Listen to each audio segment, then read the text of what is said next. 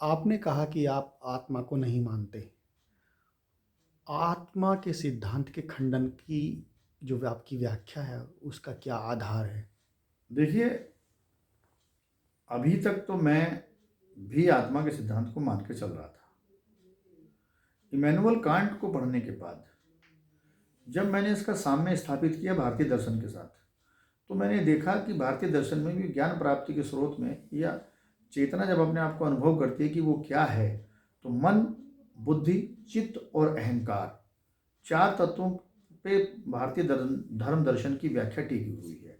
उसमें धर्म दर्शन की व्याख्या में जहाँ वो एक धार्मिक पक्ष को लेकर चलती है, तो उसका विस्तार उसको अध्यात्म में ले जाता है और अध्यात्म में धर्म का लोप हो जाता है और तत्व चिंतन की तरफ हम आगे बढ़ते हैं। तो तत्व चिंतन की प्रक्रिया में जब हम आगे बढ़ते हैं तो मन, बुद्धि, चित्त और अहंकार को ही लेके चलते हैं और एक एक करके उनके मौलिक स्वरूपों को समझते चले जाते हैं। इमैनुअल कांट के दर्शन में मैंने ये पाया कि मन और बुद्धि की व्याख्या केवल इमैनुअल कांट करते हैं, चित्त और अहंकार की व्याख्या उन्होंने नहीं की है। मैंने ये देखा कि अगर आत्मा एक सत्य है, तो भारतीय धर्म दर्शन में अथवा आध्यात्मिक दर्शन में मन, बुद्धि, चित्त, अहंकार के अलावा आत्मा का दर्शन क्यों नहीं है?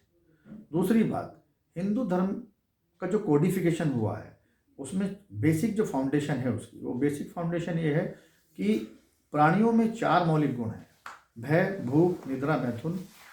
उनकी पूर्ति के लिए चार आश्रम बनाए गए, पुरुषार्थ बनाए गए: धर्म, अर्थ, काम और मोक्ष।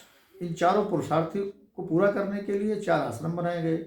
इन चार आश्रमों में जब हम एक हिंदू नागरिक या हिंदू धर्म को मानने वाला रहता है, तो 16 संस्कार के माध्यम से उनकी पूर्ति करता है।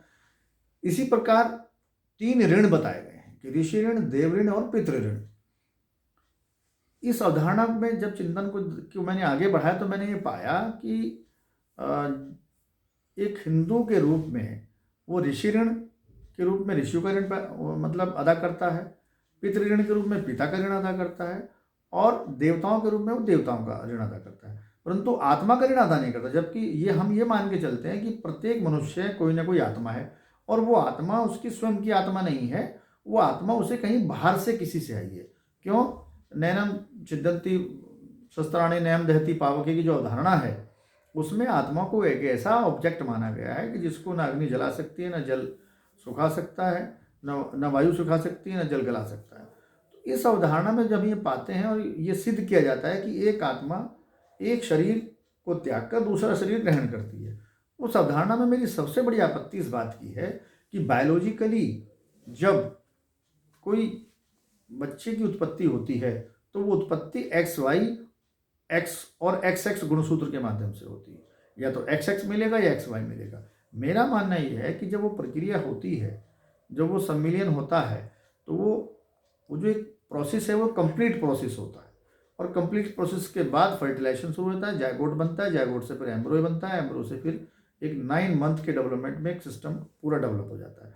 तो मेरा कहना ये है कि जब मैं ये पता लगाना चाहता हूँ कि मेरे अंदर किसकी आत्मा है और मैं उसकी टेस्टिंग कराता हूँ, तो मेरा डीएनए टेस्टिंग होता है।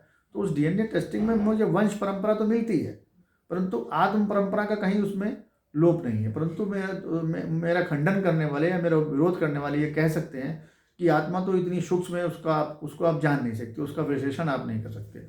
उसके संबंध में मेरा कहना ये है कि मॉडर्न जो मेडिकल साइंस है, उस मेडिकल साइंस ने इको, डॉपलर, एक्सरे और तमाम तरह की रेडियोलॉजी, तमाम तरह की ऐसी पद्धतियाँ विकसित की हैं कि सूक्ष्म से सूक्ष्म संवेदों को और भावों को और जो बॉडी में जो नर्वस सिस्टम है या दूसरी चीज़ें हैं, उनको वो परीक्षण कर लेती है।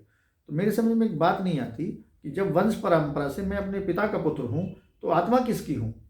और जब हम देखते हैं कि श्राद्ध परंपरा में श्राद्ध मनाया जाता है, तो फिर वो उस आत्मा का श्राद्ध क्यों नहीं मनाते, पितरों का श्राद्ध क्यों मनाते हैं? तो वो आत्मा किसकी आत्मा थी? तो हमारा दायित्व उस आत्मा के प्रति भी तो होना चाहिए।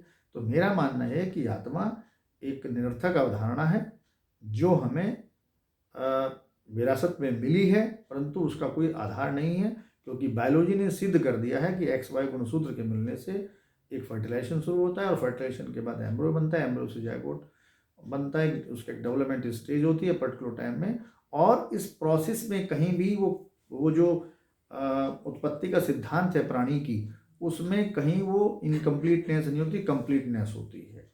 और मेरा मानना है कि हर मनुष्य अपने वंशजों का अग्रज वंशज है, उसमें किसी आत्मा की किसी अवधारणा की आवश्यकता नहीं है, वही हम लेते हैं। उसके अलावा कोई भी प्राणी किसी और की आत्मा नहीं है। जितने भी तो लोग आज की डेट में संसार में अवस्थित हैं, उपस्थित हैं, वो सब के सब अपने माता पिता की संतान हैं, किसी आत्मा का अवतरण उनमें नहीं हुआ है।